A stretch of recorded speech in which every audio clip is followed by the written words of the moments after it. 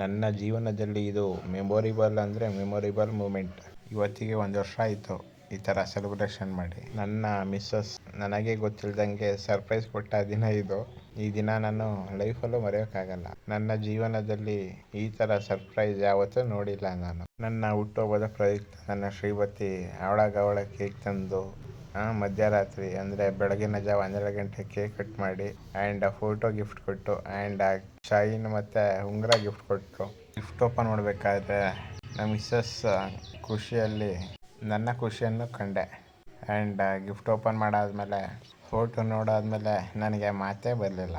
And ಸ್ವಲ್ಪ silent ಆದೆ ಸ್ವಲ್ಪ ಹೊತ್ತು.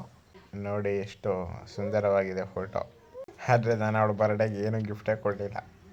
ಬೇಜಾರಾಗ್ತಿದೆ. ಆದರೆ ಒಂದು ಮಾತು ಹೇಳ್ತೀನಿ ನನ್ನ ಹೆಂಡತಿಗೆ, ನಿನ್ನ ಕೊನೆವರೆಗೂ ಖುಷಿಯಾಗಿ ನೋಡ್ಕೊಳ್ತೀನಿ ಅಂತ ಪ್ರಾಮಿಸ್ ಮಾಡ್ತೀನಿ ಕಣೆ. ಲವ್ ಯು ಬಂಗಾರ.